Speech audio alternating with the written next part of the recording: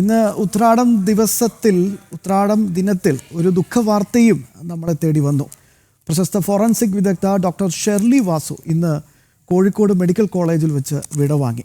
ഒരുപക്ഷെ postmortem table എന്നൊരൊറ്റ പുസ്തകം മതി ആ മേഖലയിൽ എത്രത്തോളം വലിയ സംഭാവനയാണ് ഡോക്ടർ ഷെർലി വാസു നൽകിയത് എന്ന് മനസ്സിലാക്കാൻ. ഹൃദയാഘാതത്തെ തുടർന്നായിരുന്നു മരണമെന്നാണ് നമുക്ക് മനസ്സിലാക്കാൻ സാധിക്കുന്നത്. കോളിളക്കം സൃഷ്ടിച്ച നിരവധി കേസുകളിൽ ഫോറൻസിക് സർജൻ എന്ന നിലയിൽ ഒരുപക്ഷെ അന്വേഷണ സംഘത്തിന് വലിയ വഴിത്തിരിവ് ഉണ്ടാക്കിക്കൊടുക്കുന്ന കണ്ടെത്തലുകൾ നടത്തിയ ഒരു പ്രതിഭ കൂടിയായിരുന്നു ഡോക്ടർ ഷെർലി വാസു. വിശദാംശങ്ങളുമായി നമുക്കൊപ്പം ചേരുന്നത് ശിവദാസ് കന്മനമാണ്. ശിവദാസ്, എപ്പോഴായിരുന്നു ഈ വിടവാങ്ങൽ? എന്തൊക്കെയാണ് ഏറ്റവും പുതുതായി നമുക്ക് നൽകാനാവുന്ന വിശദാംശങ്ങൾ?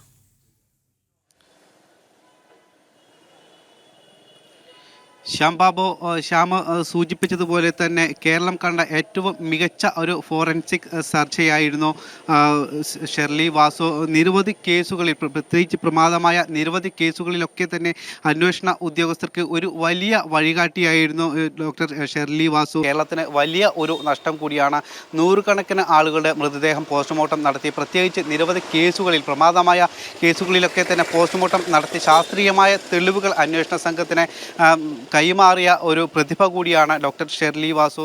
1981 മുതലാണ് അവർ കോഴിക്കോട് മെഡിക്കൽ കോളേജ് ആശുപത്രിയിൽ അവർ ഔദ്യോഗിക സേവനം ആരംഭിച്ചത്. ആദ്യം പ്രൊഫസർ ആയിട്ടായിരുന്നു അവരുടെ സേവനം. പിന്നീട് ഫോറൻസിക് സർജൻ എന്ന രീതിയിൽ പ്രശസ്തയായി നിരവധി കേസുകളിൽ, പ്രത്യേകിച്ച് ചേകന്നൂർ മൗലവി കേസ്, അതോടൊപ്പം തന്നെ സൗമ്യ വധക്കേസ് അടക്കമുള്ള നിരവധി പ്രമാദമായ കേസുകളിലൊക്കെ തന്നെ ഷെർലി വാസുവിൻ്റെ കണ്ടെത്തലുകൾ വളരെ പ്രധാനപ്പെട്ടതായിരുന്നു. പ്രത്യേകിച്ച് അന്വേഷണ സംഘം വഴിമുട്ടി നിൽക്കുന്ന സാഹചര്യത്തിൽ ഇവരുടെ കണ്ടെത്തലുകൾ അത് വളരെ പ്രധാനപ്പെട്ടതായിരുന്നു. ഒരു സ്വാധീനത്തിനും സമ്മർദ്ദത്തിനും വഴങ്ങാതെ കൃത്യമായി തന്നെ അവർ തെളിവുകൾ അന്വേഷണ സംഘത്തിന് കൈമാറി കോടതിയിൽ നൽകി. അങ്ങനെ കൃത്യമായി തന്നെ പല കേസുകളിലും വഴിത്തിരിവുണ്ടാക്കാൻ അവർക്ക് കഴിഞ്ഞിട്ടുണ്ട്. നൂറുകണക്കിന് എന്ന് പറഞ്ഞാൽ പോരാ, ആയിരക്കണക്കിന് കേസുകളിൽ അവരുടെ ഇടപെടലുകൾ അന്വേഷണ സംഘത്തിന് വലിയ വഴിത്തിരിവായി. ആയിരക്കണക്കിന് പേരുടെ മൃതദേഹങ്ങൾ പോസ്റ്റ്മോർട്ടം നടത്തി.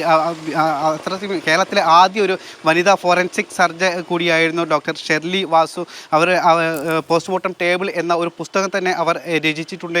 ഈ പുസ്തകത്തിൽ ഇതുമായി ബന്ധപ്പെട്ടുള്ള എല്ലാ കാര്യങ്ങളും കൃത്യമായി തന്നെ പറയുന്നുണ്ട്. ഇങ്ങനെ ഈ ഒരു മേഖലയിലേക്ക് എത്തുന്ന പുതിയ ആളുകൾക്കൊക്കെ തന്നെ കൃത്യമായ ഒരു വഴികാട്ടി കൂടിയാണ് അവർ രചിച്ച ഈ പുസ്തകം. എന്തായാലും അന്വേഷണ സംഘത്തിന് കൂടി ഒരു വലിയ നഷ്ടമാണ്. ഇന്ന് ഉച്ചയ്ക്ക് ശേഷമാണ് അവർ മായനാടുള്ള വീട്ടിൽ വെച്ച് കുഴഞ്ഞു വീണത്. പിന്നീട് മായനാട് എന്ന് പറയുന്നത് കോഴിക്കോട് മെഡിക്കൽ കോളേജ് ആശുപത്രിക്ക് സമീപമുള്ള ഒരു സ്ഥലം കൂടിയാണ്. അവിടെ അവരുടെ വീട്ടിൽ കുഴഞ്ഞു വീണു. പിന്നീട് മെഡിക്കൽ കോളേജ് ആശുപത്രിയിലേക്ക് എത്തിച്ചു. പക്ഷേ ജീവൻ രക്ഷിക്കാൻ കഴിഞ്ഞില്ല.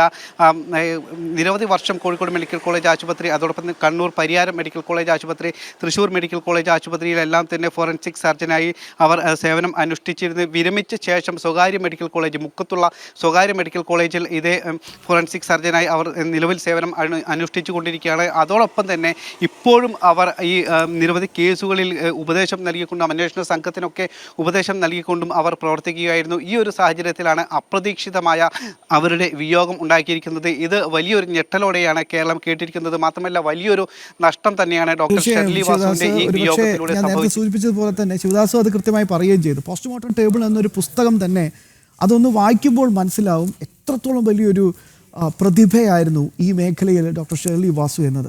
പല അന്വേഷണങ്ങളും വഴിത്തിരിവായത് ഡോക്ടർ ഷെർലി വാസുവിൻ്റെ കണ്ടെത്തലുകൾ കൊണ്ടാണെന്ന് പിന്നീട് അന്വേഷണ ഉദ്യോഗസ്ഥർ വരെ സാക്ഷ്യപ്പെടുത്തിയ ഒരുപാട് കേസുകൾ നമുക്ക് മുന്നിലുണ്ട്. എന്തായാലും ഈ മേഖലയിൽ വലിയ രീതിയിൽ സംഭാവന നൽകിയ ഒരു പ്രതിഭ തന്നെയാണ് നമ്മെ വിട്ടു പോയിരിക്കുന്നത്. ഈ ഉത്രാടം നാളിൽ അതൊരു വലിയ ദുഃഖവാർത്തയായി പ്രത്യേകിച്ച് മലയാളിക്കരയെ തേടി വന്നിരിക്കുകയാണ്.